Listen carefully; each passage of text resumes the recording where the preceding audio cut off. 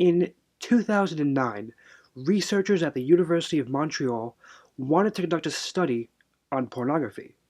Through their research, they found that single men tend to watch about 40 minutes of porn per week over about 3 sessions, while men in relationships tend to watch about 20 minutes of porn a week over about 1.5 sessions. But what's most interesting is what they didn't find, because the original goal of the study was to compare men who watched pornography regularly to those who had never watched it. The study was nearly scrapped and had to be entirely rethought because they couldn't find any men who had never watched porn. So people like porn. A lot. But why do we watch porn? From all the research gathered, men tend to watch porn noticeably more than women.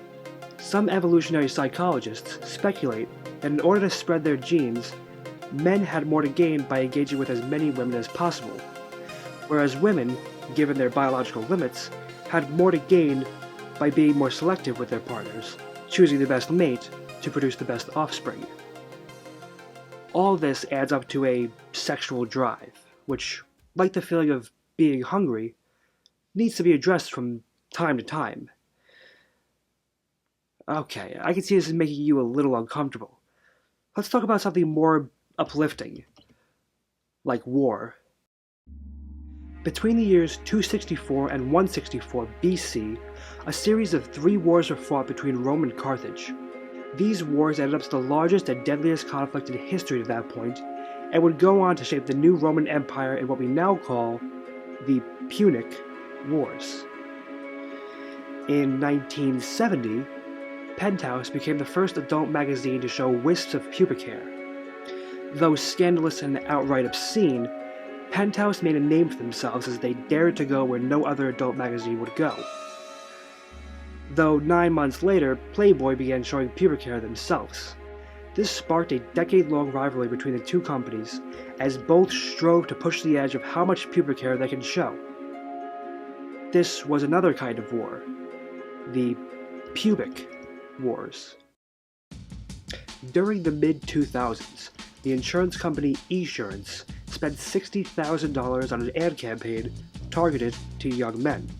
The campaign featured a pink-haired cartoon spy inspired by the show Alias.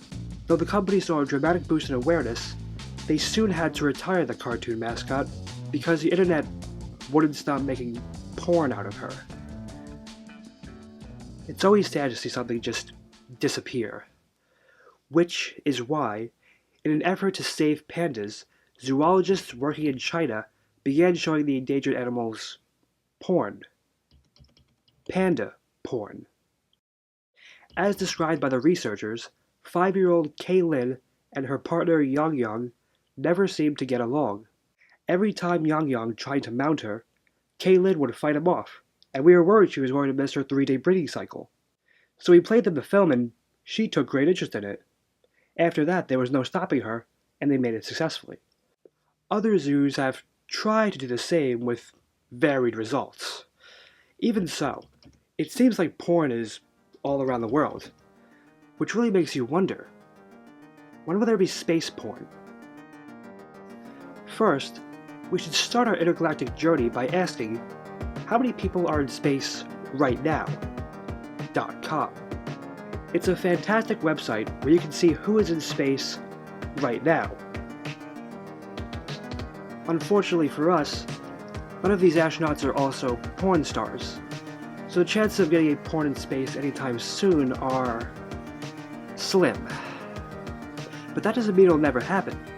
Last year, Pornhub announced a project to fund the very first space porn, titled Sexploration.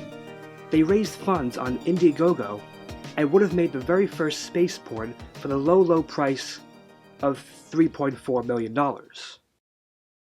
Unfortunately, they came just short of reaching their goal with 7% funding. So we might have to wait a few years in order to get our moon rocks off. But don't be too upset. After all, due to the super availability of porn these days, chances are you've seen more people naked than any other person in your family's history. Thank you guys for watching. I hope you learned something cool today.